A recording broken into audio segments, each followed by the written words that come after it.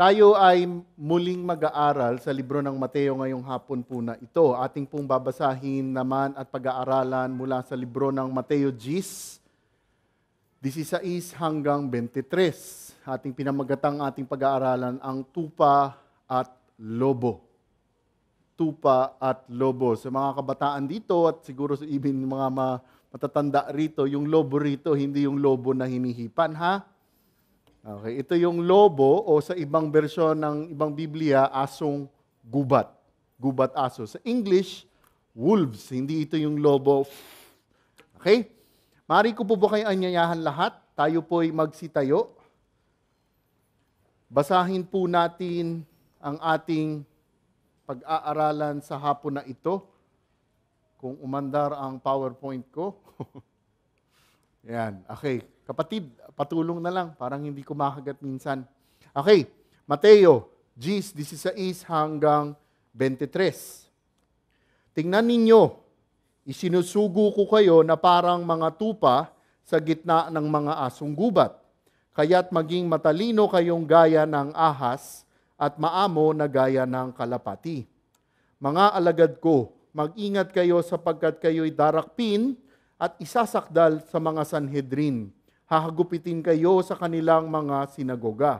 At dadahilin kayo sa mga gobernador at mga hari ng dahil sa pagsunod ninyo sa akin, upang magpapatoo sa kanila at sa mga hentil.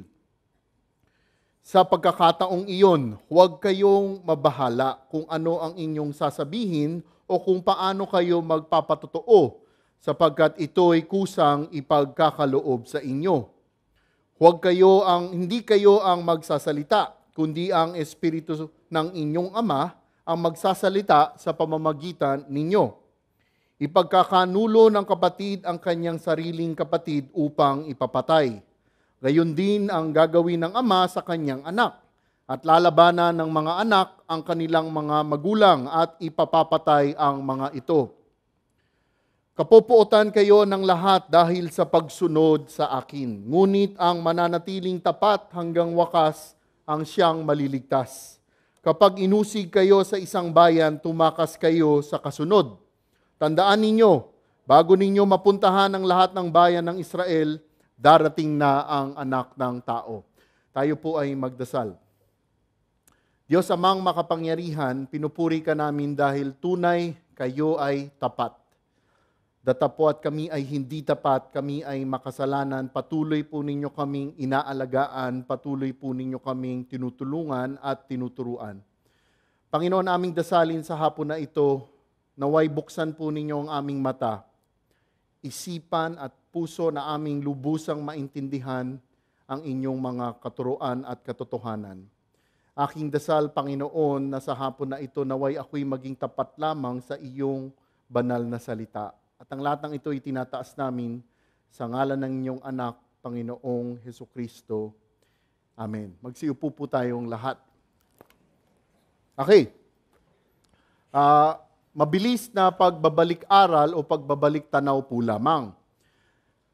Pagdating po ng Kabanata 10 ng libro ng Mateo, makikita natin na ang Panginoong Hesus ay pinili at tinawag niya ang kanyang 12.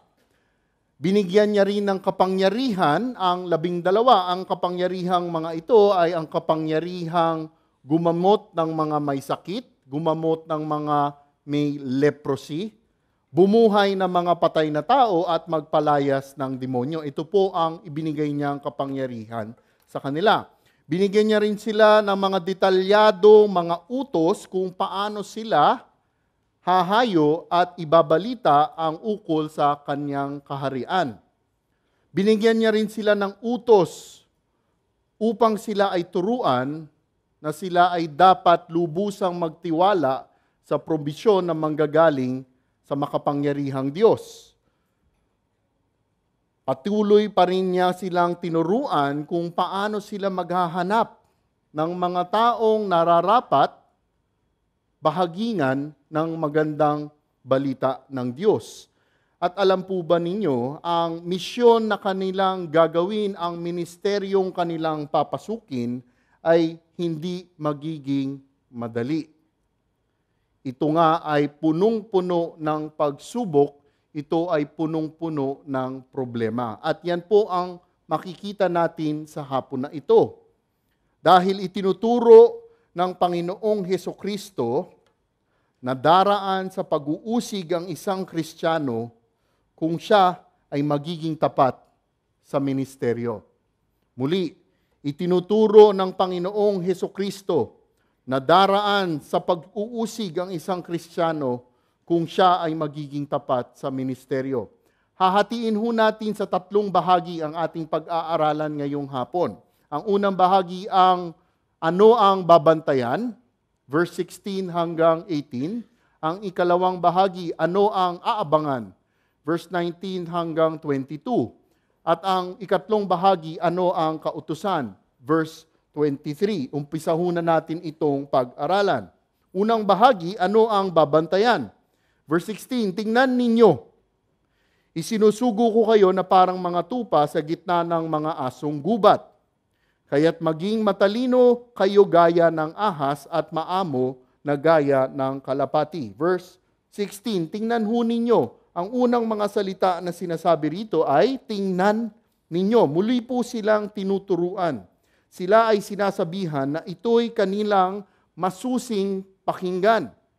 Dahil ang kanyang sasabihin sa kanila ay isang matinding katotohanan. Ano po ang sinabi ng Panginoong Hesukristo? Tingnan ninyo, isinusugo ko kayo na parang mga tupa sa gitna ng mga asong gubat. Tingnan at pag-aralan po natin mabuti ang sinasabi sa versikulo na ito. Unahin po muna natin tingnan at pag-aralan ang ukol sa mga tupa. Sa Ingles, ang tupa ay isang sheep. Ano po ba ang isang tupa? Ang tupa po ay isang hayop na kung tawagin sa Ingles, helpless. Kung wala pong tulong ng iba, wala pong magagawa ang isang tupa. Napaka-dependent po ng tupa sa kanyang tagapastol. Ang konteksto po ng isang pastol sa Palestino ay marahil iba sa ating pagkakaalam sa panahon natin ngayon. Marahil ang ating pagkakaalam sa pagpapastol ng tupa ay may isang tagapastol na nakasakay sa isang kabayo at siya ay may katulong na mga aso. Baka yan yung konsepto ng ating sheep herding sa panahon ngayon. Iba po mga kapatid ang pagpapastol ng tupa sa lugar ng Palestino. Ganito ho kasi nung panahon ng Panginoong Hesukristo. Ang tagapastol ay nasa unahan ng mga tupa. Habang naglalakad po ang tagapastol, sumusunod sa kanya ang mga tupa. Bakit ho ganoon? Kasi ang tupa po pinapanood, tinitingnang mabuti ang ginagawa ng tagapastol. Halimbawa, papuntahan mo sila sa isang lugar at doon sila ay maninirahan o pansamantalang tatalaga, ang tagapastol ay pinapanood ng mga tupa. Hindi po hihinto, hindi uupo, hindi magre-relax ang mga tupa hanggat hindi nila nakikita ang tagapastol nila ay ibinibigay na ang senyales na okay na sila.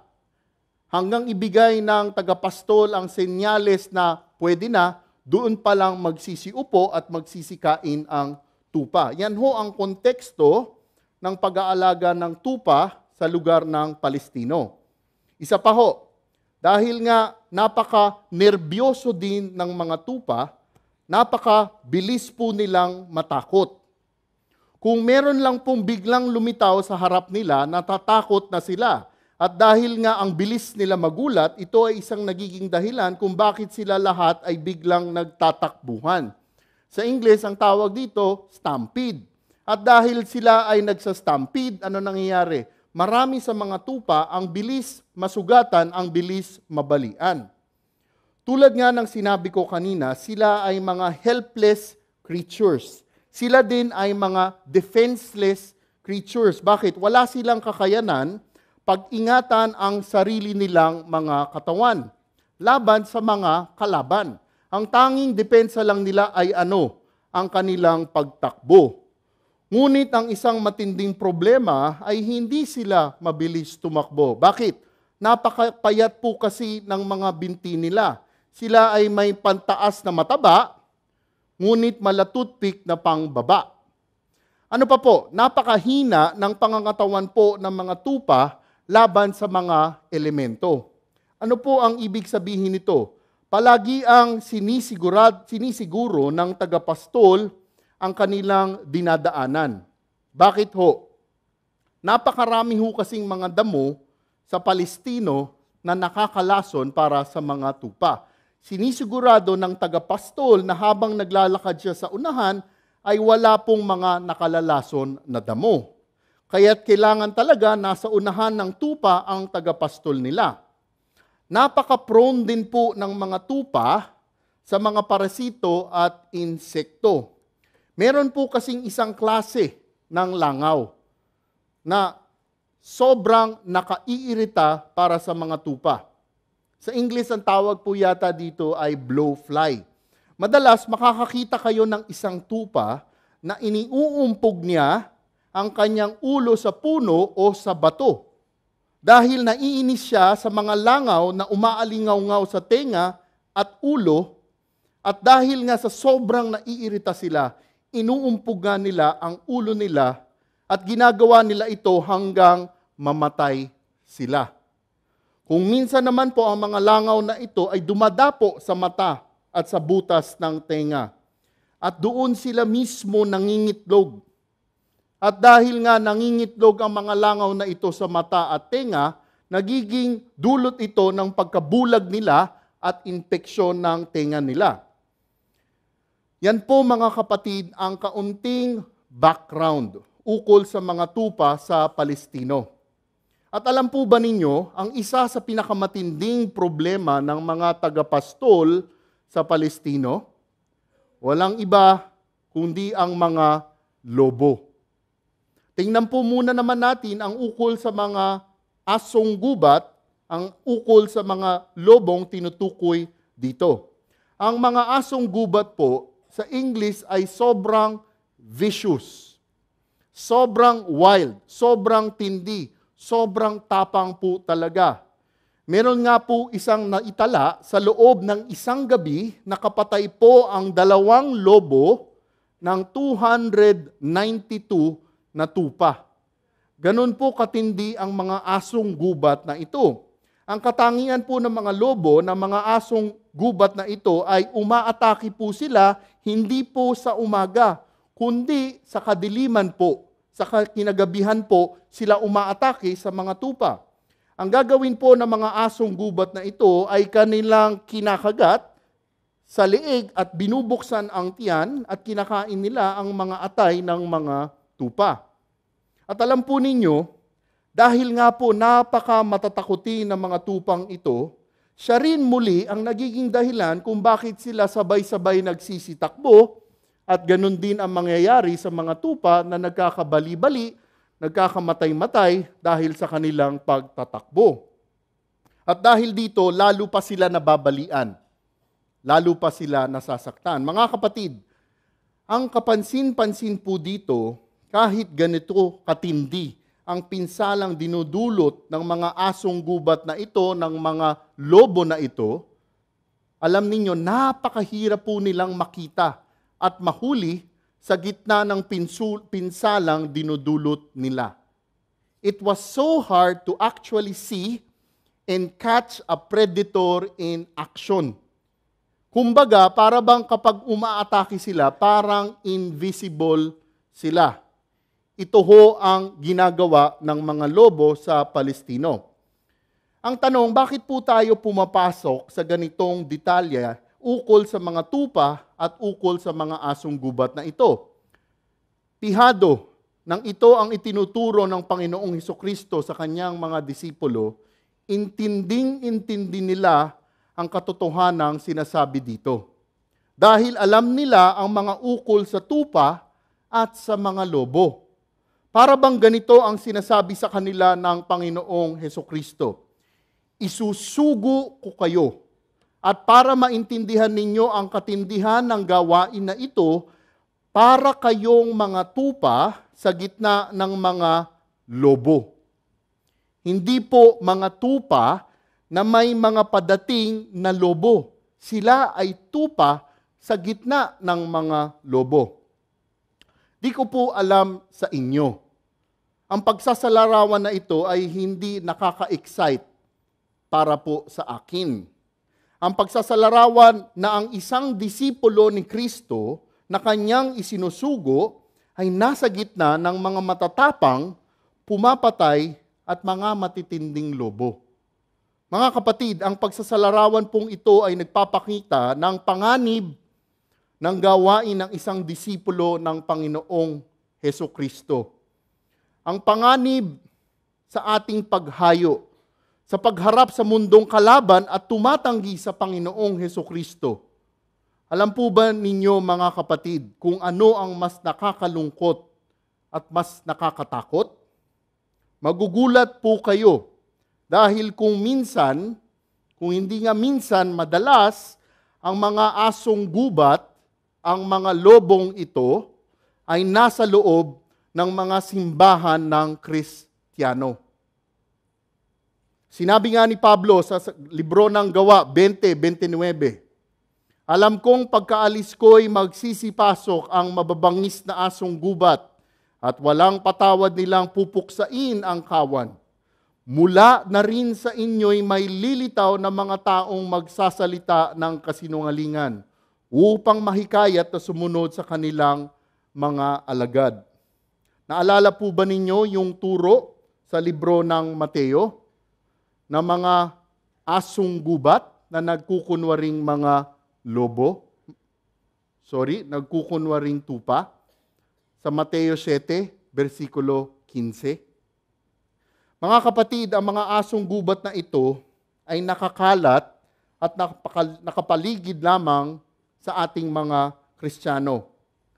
Kung sa sarili lang po natin, ay di po natin ito kakayanin. Ang mga matitinding asong gubat na mga ito ay hindi po natin kakayanin.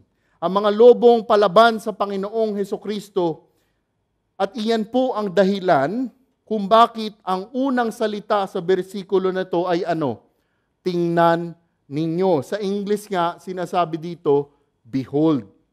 Nais ng Panginoong Hesus na masusi nating pakinggan ang katotohanan ito.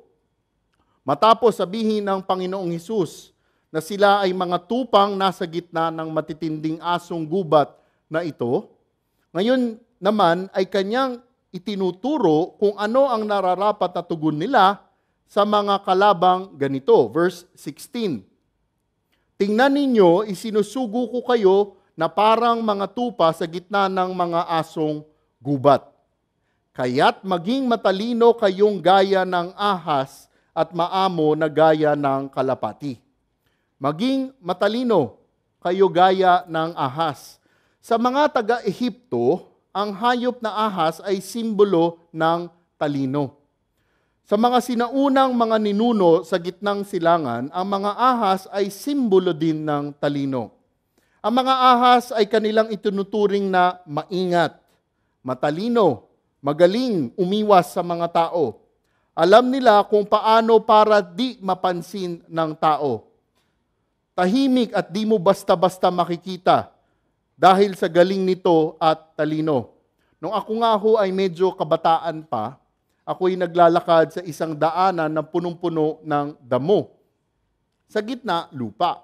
Nung naglalakad ako, may dalawang tumpok sa gitna ng lupa. Akala ko yung tumpok na yon ay tumpok. Siguro alam nyo na kung ano iniisip ko. At nung ako ay naglalakad, nung ako'y medyo malapit na, biglang gumalaw yung dalawang tumpok na iyon. At ako'y nagsitakbo kasama ang kuya ko. Buti na lang hindi ko hinakbangan, baka kung hindi ako'y tinuklaw ng mga ahas na iyon. Ganito po ang katangian ng hayop na ahas. Sila po ay matalino para hindi mapapansin ninyo. Kaya't ano po ang tinuturo sa atin dito ng Panginoong Hesukristo para sa mga apostol noon at disipulo noon at para sa ating mga Kristiyano ngayon? Tayo ay tinuturuan na maging matalino sa gitna ng mga lobo, sa gitna ng mga kalaban ng Kristiyano. Okay, anong klase ng talino ang binabanggit dito? Tulad ng ahas, tayo ay dapat maging maingat. Kinakailangan ang Kristiyano ay sensitive sa mga galaw ng mga lobo. Kumbaga sa English, ganito ho, pakinggan nyo mabuti. Christians are to say precisely the right thing at the right time at the right place. Naalala nyo yung turo na mga perlas para sa mga baboy?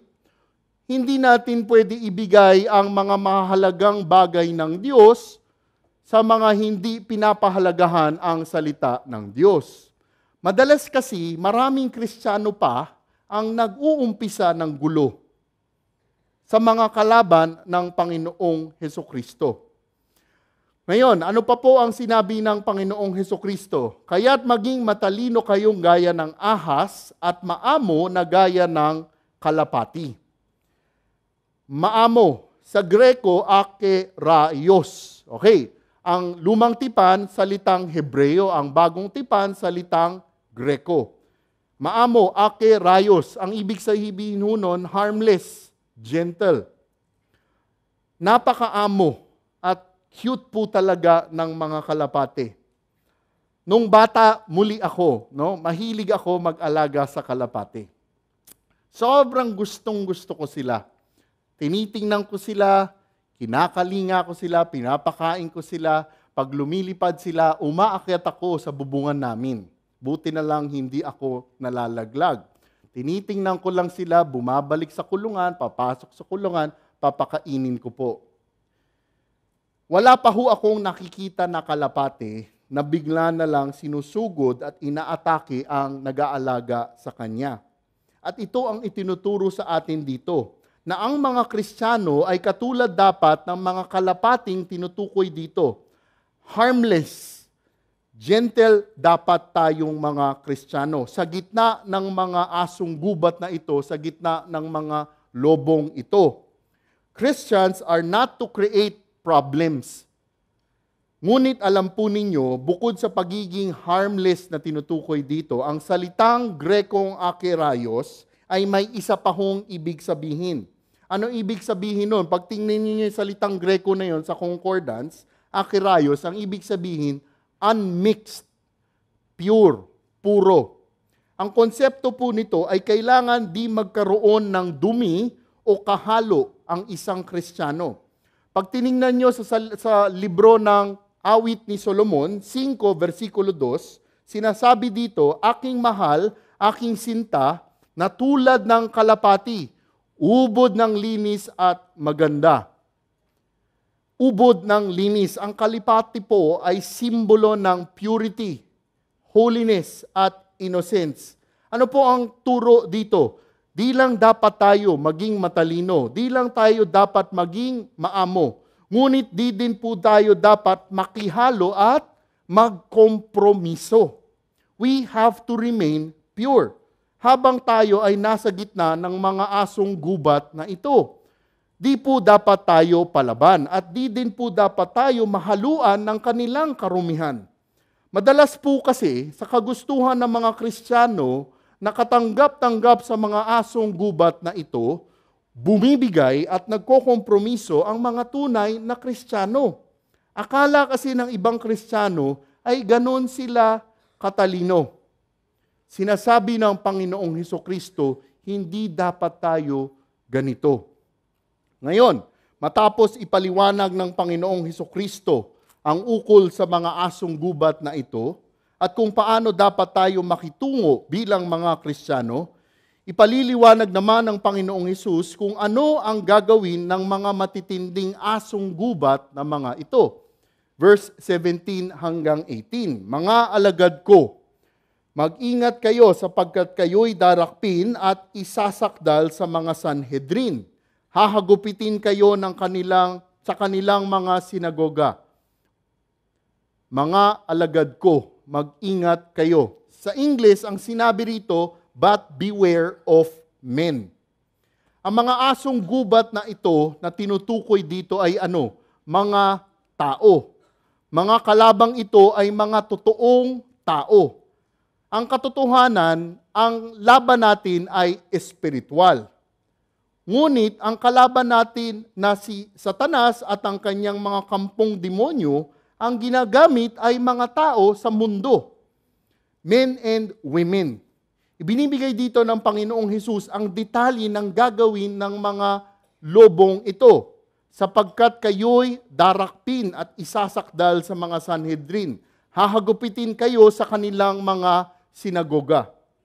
The key word sa verse na ito, kung inyong titingnan ay ano? Ang salitang sinagoga at Sanhedrin.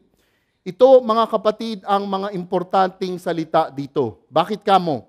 Ang konteksto po ng versikulong ito ay ukol sa mga kalaban na galing sa mga taong marelihiyoso. This has a religious context, a context of religion. Isa pa ho, ang mga Hudyo noon ay mayroong mga sinagoga. Ganito ho yun. Kasi ho, yung main temple nasa Jerusalem. Ngayon, kung kunwari nasa Capernaum ka, malayo yun sa Jerusalem. Hindi ka makakapunta doon sa araw ng Sabat. Kaya't ang ginawa ng mga Hudyo, kung mayroong at least 10 Hudyo sa isang lugar, maaari na ho silang magkaroon ng sinagoga. Yung mga sinagoga noon, tinatayo sa gilid ng mga river or sa mga tuktok ng mga maliliit na bundok at mayroon silang mataas na parang bandera. Pag 10 Hudyo nasa isang lugar, nagtatayo sila ng sinagoga. Ang isang sinagoga ay ginagamit nilang lugar ng kanilang pagsamba. Ito rin ay kanilang ginagamit bilang isang eskwela. At ito rin ay ginagamit na lugar para sa paghusga. May ipinatutupad po kasi na batas ang mga Hudyo. Ang batas na ito ay nauukol sa batas na ibinigay ni Moises at ang mga batas na galing sa kanilang rabbinical tradisyon. Ngayon, kung mayroong lumalabag sa mga batas na ito, sila ay dinadala sa kanilang sariling husgado. At ang mga nakaupo dito ay ang mga namumuno sa sinagoga. 3 klase po ang husgado nila. Yung unang klase ng husgado, yung may 71 katao. Ito ho yung husgado, council na nakalagay sa Jerusalem. Ano ang basihan nito? Kasi marami hong sumasamba sa lugar ng Jerusalem. Kaya meron silang 71 katao sa husgado nila. Yung isa namang tinatawag na klase ng husgado nila, yung kanina greater, yung susunod lesser, ay may 23 na kataong husgado. Bakit 23? Pag meron silang 121 na miyembro, ito ang tawag sa grupo nila, ito ang sinagoga nila. Meron silang 23 na kataong husgado. Ngayon, kung 120 in below ang miyembro nila ng mga Hudyo sa lugar nila, yung ikatlo ang sinusunod nila na husgado, na mayroong 3 na husgado. Triumvirate. Okay. Ang mga husgadong ito ng mga Hudyo ang nagdidesisyon sa kasalanan ng mga taong dinadala dito. Pagkatapos nilang desisyonan ang mga kasong dinadala dito, sila din po ang nagbibigay ng nararapat na kaparusahan dito. Sila din po mismo ang nagpapataw ng kaparusahang binibigay nila. Ang madalas na kaparusahan ay ano? Ang paghahagupit. Ayon nga sa Deuteronomio 25, versikulo 3, di po dapat lumampas sa ilan, 40 hagupit. Hindi dapat sila lalagpas doon. Maximum is 40. Kaya't ang ginagawa ng mga namumuno sa sinagoga, para siguradong hindi sila lumabag sa utos na ito, ang hagupit na ibinibigay nila ay 39. Okay. Ganito po sila magparusa. Yung mga nasa husgado, isa-isa magsasalita. Yung isa, babasahin ang sentensya. At yung isa naman, magbibilang. Isa. At susunod doon ay ang paghugupit. 2, may isa ulit magsasalita at yung isa naman ulit maghahagupit. 3, at hagupit. Habang ginagawa nila ito sa sinagoga nila, ano pa ho ang ginagawa nila? Sinasabayan nila ng pagbabasal ng banal na aklat nila. At hindi lang yon, sinasabayan pa nila ng pagkanta. Ganito po katindi magdisiplina ang mga Hudyo sa sinagoga nila. Sabi ko nga, iniisip ko, wow, buti na lang, hindi ganun ngayon ang church discipline. No? Sipin nyo, dyan sa labas, no? Sa may lobby, kung mayroong church discipline, nakatayo doon, sumisigaw si Pastor EJ, isa, then hahampas si Pastor George. Pak! No? Wow, kakatakot yun.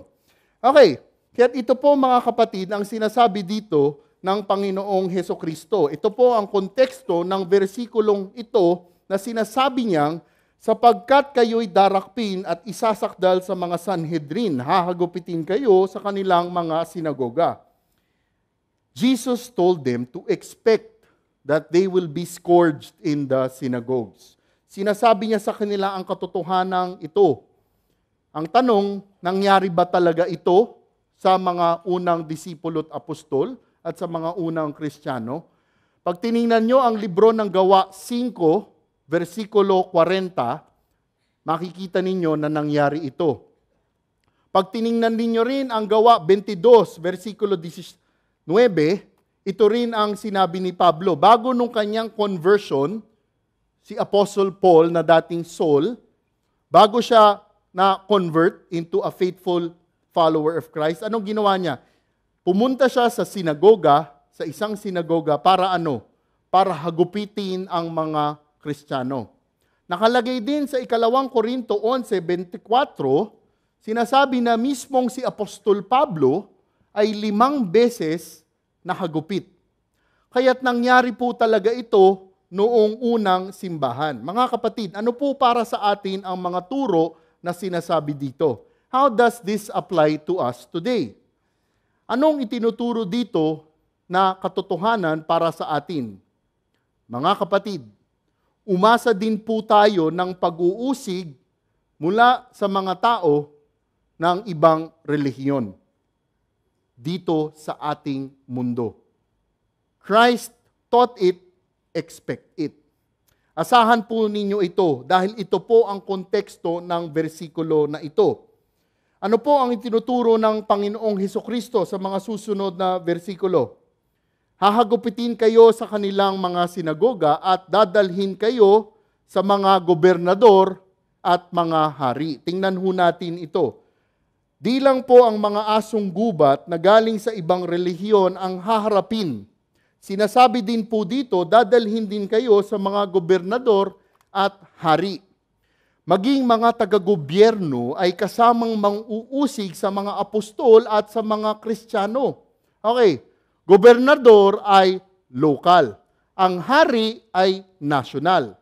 Kaya't ang pag-uusig ay lokal at national. Ang taong kung bakit ating titingnan, ating tatanungin, no? Ang tanong, bakit kaya pati gobyerno ay makakasama sa pag-uusig sa mga disipulo at mga Kristiyano? Ito po ang konteksto nung panahon ng mga Hudyo sa panahon ng Panginoong Hesukristo. Nung panahon ng mga iyon, ang kapangyarihan ng pagpataw ng sentensya ng buhay at kamatayan ay inalis po sa mga Hudyo. Hindi ho pwedeng magbigay ng punishment na death ang mga Hudyo. Tinanggal po ang kapangyarihang ito sa mga taga-Sanhedrin. Ang isang halimbawa nga nito ay nangyari kanino? Sa Panginoong Hesukristo. Di po ba't dinala ang Panginoong Hesukristo kanino? Kay Pilato. Si Pilato ang governor, ang procurator ng lugar ng Judea. At siya ang may kapangyarihan lamang na makapagsintensya ng kamatayan sa Panginoong Hesukristo. Kaya't ang mga tagahusga ng sinagoga ay maaari lamang magsintensya ng mga kasalanang ang kaparusahan ay paghagupit at pagpapalo. Kung nais nila ng kaparusahang kamatayan, kailangan nila dalhin sa gobernador o sa hari. Ang mga halimbawa ng mga gobernador nung panahon ng Panginoong Hesus at mga disipulo ay sila Pilato, sila Felix, sila Festus. Sa mga hari naman, ang mga halimbawa ay ang mga monarch na katulad ni Agrippa I, Agrippa II, at si Herod Antipas. Mga kapatid, maging sa panahong nagdaan, napakarami na pong kaso ng pag-uusig ng gobyerno sa mga Kristiyano. Sa Russia ay napakaraming pinatay matapos ng revolusyon. Pinatay sa Russia ang napakaraming mga Kristiyano. Sa Communist China ay makakita po din ninyo ito hanggang ngayon. Sa Ethiopia, sa Uganda, kung kilala ninyo si Idi Amin, grabe po ang hari, grabe po ang presidente na ito. Tinatanggal ang mata at pinuputol ang dilat, pinuputol ang kamay at paa ng mga Kristiyano sa Uganda. Ilan lang po ito sa mga halimbawa. Matapos ibigay ng Panginoong Hesus sa mga lobong mga Hudyo at mga lobong taong gobyerno, marahil ating tatanungin, bakit yung mga taong dapat marelihiyoso? Bakit yung mga taong dapat taga-gobyerno, na dapat taga-tanggol ng mga tao, ang ibinibigay ng Panginoong Hesus na sinasabi niyang mag-uusig sa mga apostol at Kristiyano? Tingnan po ninyo ito. At dadalhin kayo sa mga gobernador at mga hari nang dahil sa pagsunod ninyo sa akin. Itinuturo sa kanila ng Panginoong Hesukristo kung ano ang punong dahilan kung bakit sila uusigin ng mga dapat na marelihiyoso at mga taong gobyerno.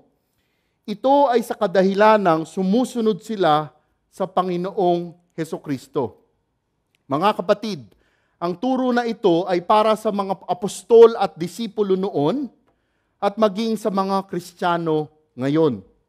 Tayo din sa panahon ngayon ay kakalabanin. Tayo din ay uusigin dahil sa ating pagsunod sa pagtuturo sa ibang tao ukol sa Panginoong Hesukristo. At dadalhin kayo sa mga gobernador at mga hari nang dahil sa pagsunod ninyo sa akin. Bakit sila dadalhin? Upang magpatotoo sa kanila at sa mga hentil. Kunin ko ito sa King James Version sa English. Ano ho yung nakalagay sa King James Version? Kung may KJV po kayo, tingnan niyo ito. Ang nakalagay doon, for my sake, for a testimony against them and the Gentiles. Okay.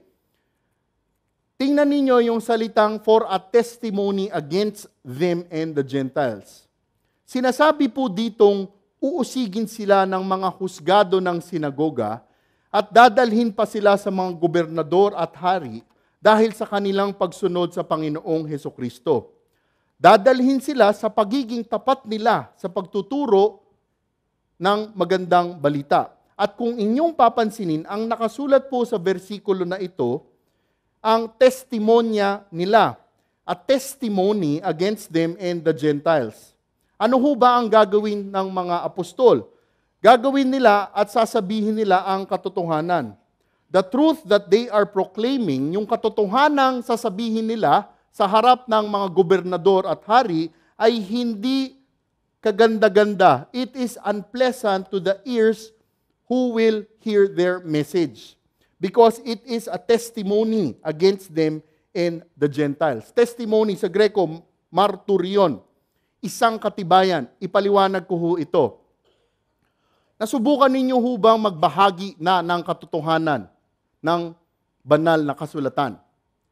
Di ho ba, nasubukan nyo na sigurado ito. Ibinigay ninyo sa isang hindi pa Kristiyano ang salita ng Diyos. Alam mo ba, kapatid, na tayong lahat ay makasalanan? Oo, sasabihin ng unbeliever.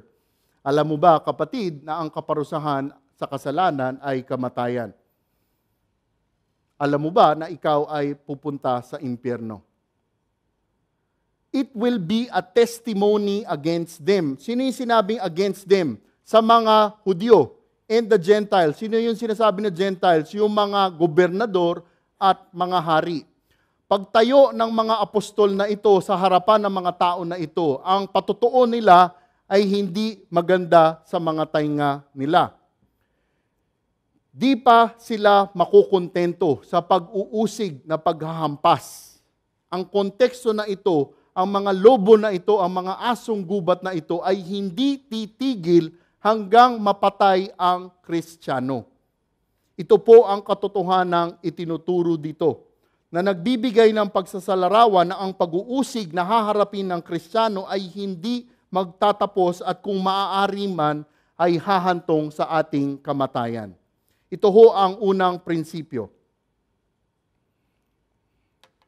Itinuturo ng Panginoong Hesukristo na ang mga tapat na Kristiyano ay siguradong uusigin ng makasalanang tao. Itinuturo ng Panginoong Hesukristo na ang mga tapat na Kristiyano ay uusigin ng makasalanang tao. Aking nais tanungin, sa paanong paraan ka ngayon dumaraan sa pag-uusig at oposisyon? Dahil ikaw ay naging tapat sa pagsunod sa mga kautusan ng banal na kasulatan. Sa paanong paraan ka dumaraan sa pag-uusig at oposisyon? Dahil naging tapat ka sa pagsunod sa mga kautusan ng banal na kasulatan. Kung sinasabi mong ikaw naman ay walang dinaranas na pag-uusig o oposisyon, ano kaya ang maaaring dahilan kung bakit hindi ka dumaraan sa ganitong mga pagsubok? Maaari ko po ba kayong bigyan ng tatlong maaaring dahilan? Usisain mo mabuti, kapatid, ang sarili mo. Kung hindi ka dumaraan sa mga pag-uusig na ganito, una, maaaring hindi ka tunay na Kristiyano. Ikalawa, maaaring Kristiyano ka, ngunit di ka masunurin sa mga utos ng Panginoong Hesukristo. Ikatlo, isa kang Kristiyanong nagkokompromiso dahil ang tingin mo sa sarili mo ay matalino. Sinabi nga sa mga susunod na versikulo, no servant is greater than his master. Dahil itinuturo ng Panginoong Hesukristo na daraan sa pag-uusig ang isang Kristiyano kung siya ay magiging tapat sa ministeryo. Tingnan ho natin yung ikalawang bahagi. Ano ang babantayan? Ngayon naman, ano ang aasahan? Sa pagkakataong iyon, huwag kayong mabahala kung ano ang inyong sasabihin o kung paano kayo magpapatotoo sapagkat ito'y kusang ipagkakaloob sa inyo. Sinasabi po dito ng Panginoong Hesukristo na kung umabot na sila na nanganganib na ang buhay nila, huwag kayong magbahala kung ano ang inyong sasabihin o kung paano kayo magpapatotoo sapagkat ito'y kusang ipagkakaloob sa inyo. Sinasabi ng Panginoong Hesus sa kanyang mga apostol at disipulo, huwag kayong mag-aalala, huwag kayong mababahala sa inyong sasabihin at kung paano ninyo sasabihin ang patotoo ninyo. Mga kapatid, nais ko pong tanungin sa inyo ngayon, ano po kaya ang dahilan kung bakit sila mababahala? Mababahala ba sila sa mga sasabihin nila kung paano nila sasabihin para ipagtanggol ang sarili nila? Ito kaya ang ikababahala nila? Mag-iisip sila, mag-aalala sila, mababahala sila para sa kanilang sariling depensa upang hindi sila mapatawan ng kaparusahang kamatayan. Ito kaya mga kapatid ang mga ikababahala nila? Pag tiningnan nyo ang salita ng Diyos, itong mga apostol na ito, these apostles in the future won't be concerned or worried how they would defend themselves. Hindi po yun ang ikinababahala ng mga apostol. The main thing that would really concern them is how they would word and how will they give and deliver the truth of the gospel to those who will hear them. Hindi sila nag-alala kung mamamatay sila. Hindi sila nag-alala kung mapaparusahan sila. That was not what they would worry. Alam po ninyo, nangyari po talaga ito. Di po ito nangyari nung una silang pinadala. Nangyari po ito, mataas umakyat sa kalangitan ang Panginoong Hesukristo. Ang ilang halimbawa nito ay makikita niyo sa libro ng Gawa 4. Pag tinignan ho ninyo, makikita ninyo si Pedro at si Juan. At pag binasa po ninyo, wala ho kayong makikita na nakasulat doon na si Pedro at si Juan nag-aalala kung paano dedepensahan ang sarili nila. Ang sinabi lang nila ay ang katotohanan ng katuruan at katotohanan na ibinigay sa kanila. At kilala ninyo ho ba si Stephen? Yung unang martir na pinatay? Pag tiningnan ho niyo yung gawa 7, ano ang ginawa ni Stephen? Hindi niya dinipensahan ang sarili niya. Ano ang ginawa niya? Tinuro niya lang ang katotohanan ng banal na kasulatan. Yun ho ang sinasabi dito ng Panginoong Hesukristo. Ngunit alam po ninyo, personal po akong naniniwala na nung unang sinabi ito ng Panginoong Hesukristo sa kanyang mga disipulo, hindi nila naintindihan ito. Ito ay lubusan nila naintindihan nang pinadala talaga na sila nang umakyat na ang Panginoong Hesukristo sa kalangitan. Kaya't inihahanda ng Panginoong Hesus ang kanyang mga disipulo na sa pagkakataong haharap na sila sa mga gobernador at mga hari na di sila dapat mabahala. Kumbaga parang ganito ang sinasabi ng Panginoong Hesukristo sa kanila. Huwag silang mabahala sa mangyayari sa kanila. Sila ang tupa at siya ang tagapastol. Alam mismo ng Panginoong Hesus ang makabubuti sa kanila. Kaya't kung haharap na sila sa mga lobo na ganito, gawin lang ninyo ang iniutos ko at tingnan ninyo kung ano ang gagawin ko. Sinasabi lang ng Panginoong Hesukristo na kailangan maging tapat lamang sila. Kung inyong titingnan, nagbigay po ang Panginoong Hesukristo ng 2 dahilan kung bakit hindi dapat sila mabahala. Sa pagkakataong iyon, huwag kayong mabahala kung ano ang inyong sasabihin o kung paano kayo magpapatotoo sapagkat ito'y kusang ipagkakaloob ko sa inyo. For it will be given you in the hour what you are to say. Nakita po ninyo yun, hindi mauuna, hindi mahuhuli. Ipinapangako ng Panginoong Hesus na ang sasabihin nila ay kusang ipagkakaloob ng Panginoong Hesukristo sa kanyang mga disipulo. Ito po ang kanyang pangako. Alam mismo ng Panginoong Hesus ang daraanan nila. Alam mismo ng Panginoong Hesus ang daranasin nila. Kaya't alam na alam niya kung kailan niya kailangan ibigay ito sa kanila. Ikalawang dahilan na kanyang ibinigay upang di sila mabahala. Hindi kayo ang magsasalita, kundi ang Espiritu ng inyong Ama ang magsasalita sa pamamagitan ninyo. Ano po ang sinasabi ng bersikulo na ito? Na kung anuman ang kanilang sasabihin sa pagkakataon na iyon, hindi po ito nanggaling sa kanila. Ngunit ito ay galing sa Espiritu ng Ama na magsasalita sa pamamagitan nila. Mga kapatid, ang salita ng Panginoong Diyos ay lubhang makapangyarihan. Malaki ang posibilidad na hindi talaga natin naiintindihan sa sarili nating isipan ang kapangyarihan ng salita ng Diyos. God's Word is so powerful. Sinasabi ng Panginoong Hesus sa kanila, hindi sa kanila manggagaling ang sasabihin nila. Ito mismo ang Espiritu Santo, kaya't sinasabi niyang, huwag kayong mag-alala, relax lang kayo.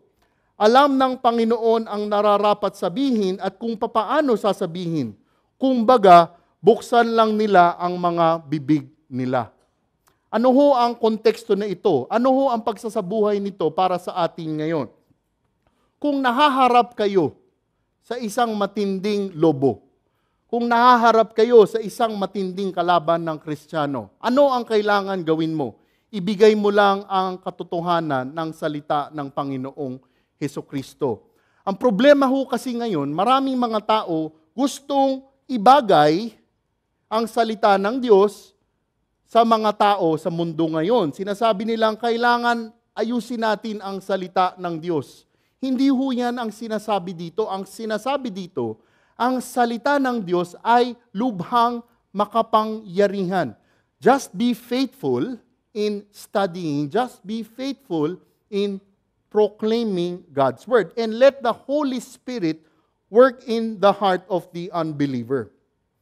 Kaya't pagkatapos sila turuan na huwag mag-alala at huwag mabahala, ibinigay ng Panginoong Hesus ang iba pang katotohanan na kailangan nilang malaman. Verse 21, ipagkakanulo ng kapatid ang kanyang sariling kapatid upang ipapatay. Gayon din ang gagawin ng ama sa kanyang anak. at lalabanan ng mga anak ang kanilang mga magulang at ipapatay ang mga ito.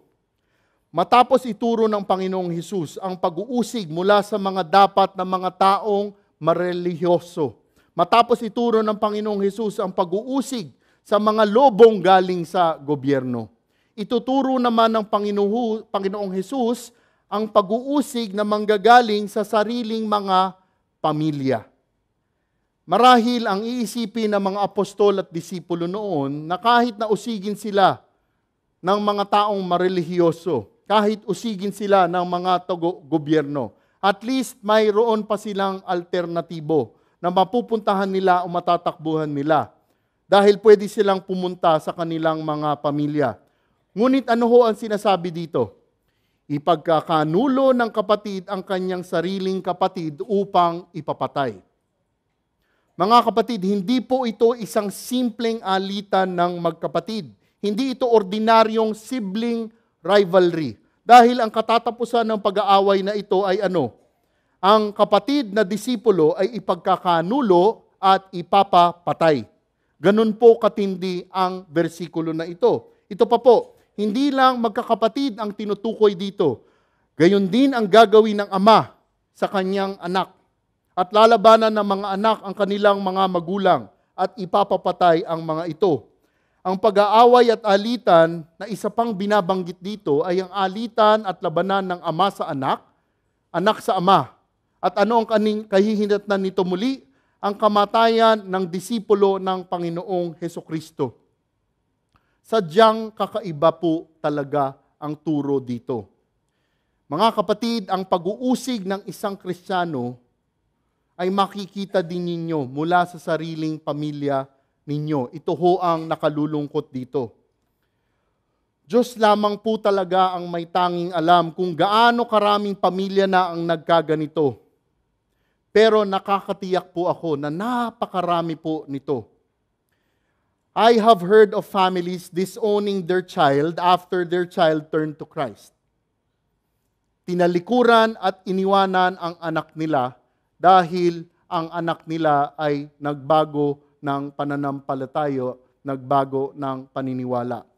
We see parents blaming their children for what their children are going through, all because they think that it is God's punishment for turning away from religion and tradition. Naintindihan ho natin yon. Kasi madalas may mga Kristiyano na sumasampalataya na sa Panginoong Hesukristo, dumadaan sa mga pagsubok. At pag nakita ng mga pamilya nila ang dinadaanan ng Kristiyanong ito, ang sinasabi ng mga pamilya sa Kristiyanong ito, kasi tinalikuran mo ang unang paniniwala mo. So what does the Lord says? The Lord is telling us to expect it. Kung tayo'y humahanap, if we're looking in our family's refuge, you might find your worst enemy in your own families. Nakalagay nga sa Mateo 10:34 hanggang 37. Huwag ninyong isiping na parito ako upang magdala ng kapayapaan sa lupa. Naparito ako upang magdala ng tabak, hindi kapayapaan. Naparito ako upang paglabanin ang anak na lalaki at ang kanyang ama, ang anak na babae at ang kanyang ina, at ang manugang na babae at ang kanyang biyanang babae. At ang magiging kaaway ng isang tao ay kanya na rin mismong mga kasambahay. Ang umiibig sa kanyang ama o ina ng higit sa akin ay hindi karapat-dapat sa akin. Ang umiibig sa kanyang anak ng higit sa akin ay hindi karapat-dapat sa akin. Sigurado po ako na sa loob ng mga tao na naririto, mismong mga pamilya ninyo ang nagiging mga umuusig sa inyo. Ang itinuturo po sa bersikulo na ito, kaya sinasabi ng Panginoong Hesus, he who loves his father and mother more than me, ay hindi karapat-dapat sa Panginoong Hesus. Bakit ho ganon ang turo ng Panginoong Hesus? Isipin ba natin, bakit naman ganon si Lord? Sinasabi niyang dapat mas mahal ko siya bago ang aking pamilya. Kasi ganito ho yun. If you love Jesus more than your families, you will love your families even if your families are not lovable anymore. Why? Because Christ teaches that. Christ gave that command. Kahit hindi na lovable ang isang tao, mamahalin mo pa sila. Kung mas mahal mo ang pamilya mo bago sa Panginoong Hesukristo, susundin mo ang gusto ng pamilya mo. Kung hindi na lovable ang isang kapamilya mo, tumitigil na rin ang pagmamahal mo. Naintindihan ho ninyo iyon? Makikita ninyong mismo ang mga mag-uusig ay galing sa pamilya ng mga Kristiyano. Verse 22, kapopuotan kayo ng lahat dahil sa pagsunod sa akin. Ngunit ang mananatiling tapat hanggang wakas ang siyang maliligtas. Kung inyong titingnan ng mabuti ang itinuturo dito ng Panginoong Hesukristo, itinuturo po niya ang pag-uusig mula sa mga taong dapat marelihiyoso. Itinuturo din po niya ang pag-uusig mula sa mga taong taga-gobyerno. Itinuturo din po niya ang pag-uusig mula sa sariling pamilya ng mga Kristiyano. Ito po ang tatlong grupo na ito. Malaki ang posibilidad. Kung tatlong grupo na ito ang umuusig sa Kristiyano, ay sigurado ang buong mundo ay uusigin na ang Kristiyano. Bakit? Dapat sa tatlong grupo na yon, mayroon lang sanang isa ang hindi uusigin ang Kristiyano. Ngunit sa tatlong grupo na yon, inusig na ang Kristiyano. Kaya't ang sinabi niya sa versikulo 22, kapopuotan kayo ng lahat. Ng lahat. Logically, if you are persecuted by these three groups, expect that all, meaning the worldly, sinful men and women, would surely hate them, the apostles, would surely hate you, the true and faithful Christian. Muli, ano ang magiging dahilan kung bakit sila kapopuotan? Kapopuotan kayo ng lahat dahil sa pagsunod sa akin. Ang dahilan ng puot na ito ay dahil sa pagsunod sa Panginoong Hesukristo. Tinuturuan sila ng Panginoong Jesus na sa kanilang paghayo, sa kanilang tapat na pagturo, imposibleng hindi sila mauusig, imposibleng hindi sila kapupuotan. Ito ay garantisado.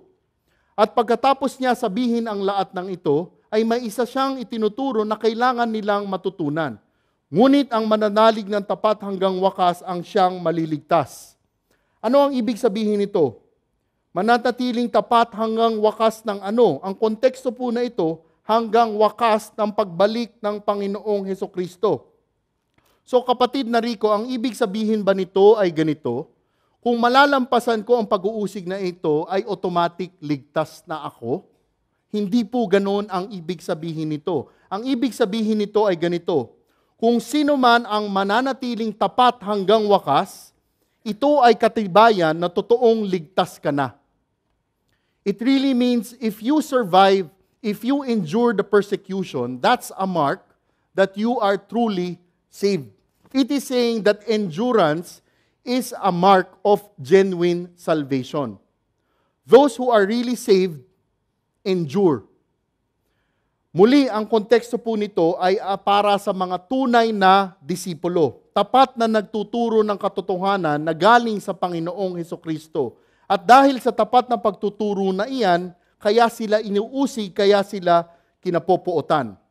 Mga kapatid, hindi po pwedeng kunin mo lang ang bersikulo na ito at gamitin mo sa ibang klase ng pag-uusig na dinaraanan mo. Marami kasi gagamit ng bersikulo na ito dahil sa mga pag-uusig na dinaraanan nila. Kung ikaw ay may pag-uusig at hindi dahil sa pagsunod mo sa Panginoong Hesukristo, hindi ka kasama sa turo na ito. Muli, ang Kristiyanong tapat ay magiging tapat hanggang sa wakas. Ito ho ang prinsipyo.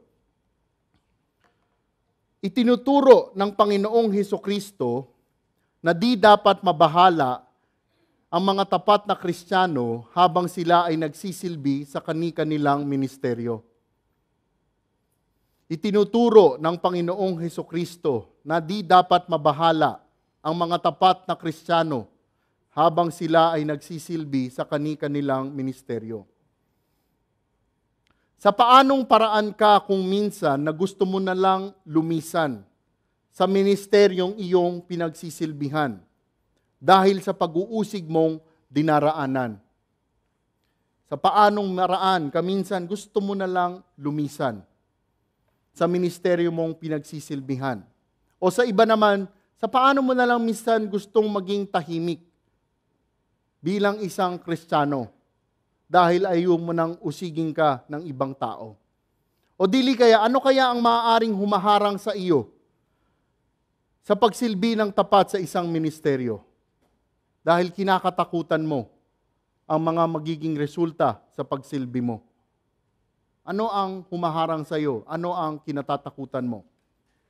Ano ang maaaring ipagdasal natin upang palagi nating maisapuso ang mga tapat na pangako ng Panginoong Hesukristo? Ikatlong dibisyon, kapag inusig kayo sa isang bayan, tumakas kayo sa kasunod. Tandaan ninyo, bago ninyo mapuntahan ang lahat ng bayan ng Israel, darating na ang anak ng tao. Ang konteksto po ng panahon na ito, mula ng panahon ng apostol hanggang sa kanyang muling pagbabalik. Tatlo po ang ibinibigay na turo dito ng Panginoong Hesukristo. Una, datapwat sila ay tinuturuang maging matalino at maamo sa gitna ng mga lobo. Ang sabi dito, kapag inuusig ka na, umalis ka na. Shake off the dust. Don't just stay in one place until they kill you. Leave and go to another place. Ikalawa, itinuturo sa kanila dito ng Panginoong Hesus, napakaraming lugar ang dapat mapuntahan. So many places to go, so many people that are in need of hearing the gospel. Ikatlo, hindi lang dapat napakaraming puntahan, napakaraming taong bahagingan. Ang sinasabi po dito, ang pag-uusig na ito ay walang katapusan until sa pagbabalik ng Panginoong Hesus. Persecution will never end until He returns. Ito po ang turo dito, ito ang katotohanan dito. Kaya't wag mong sayangin ang buhay mo, umalis ka na at lumipat ka na. Ganito po ang ginawa ni Apostol Pablo. Pagpunta niya sa isang bayan, turo siya. Nag-umpisa ang gulo, lipat siya. Turo siya, gulo, lipat siya. Ito ho ang prinsipyo. Itinuturo ng Panginoong Hesukristo na ang tapat na Kristiyano ay susunod na ang buong puso sa mga utos ng Panginoong Hesukristo. Itinuturo ng Panginoong Hesukristo na ang tapat na Kristiyano ay susunod ng buong puso sa mga utos ng Panginoong Hesukristo. Saan ka kaya inuutusan ng Panginoong Hesus na dalhin ang balita? Saan ka kaya inuutusan?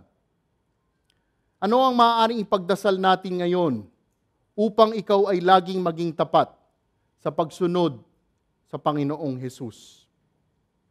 Mga kapatid, muli, kung ikaw ay nasa Palestino nang ito ay tinuturo ng Panginoong Hesukristo, pihado ito ay siguradong maiintindihan mo nang sila ay tinuturuan ng Panginoong Hesukristo ukol sa aral na ito.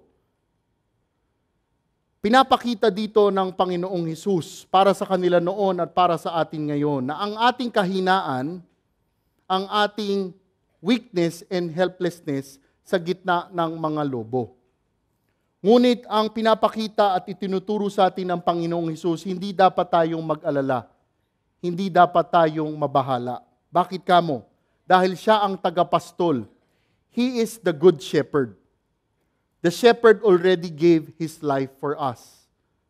All we have to do is be faithful and depend on the good shepherd. Tayo po ay magdasal.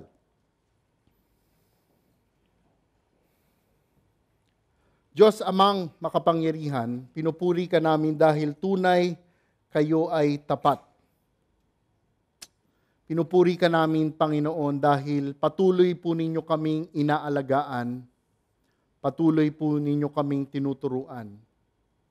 Aming dasal, Panginoon, na sa aming paghayo, sa gitna ng inyong ministeryo, tulungan po ninyo kami, paalalahanan po ninyo kami. Alam po namin sa sarili naming kakayanan ay hindi po namin kakayanin ito. Ngunit dahil alam namin kasama namin po kayo, kami ang tupa at kayo ang tagapastol, na maaari namin po kayong palaging sandalan dahil alam namin na kami ay inyong tutulungan. Aming dasal, Panginoon, na sa aming paghayo, naway maging tapat lagi kami sa mga utos ninyo at sa mga katotohanang itinuturo ninyo. Ang lahat ng ito ay tinataas namin sa ngalan ng inyong anak, Panginoong Hesus. Amen. Palakpakan po natin ang Panginoon.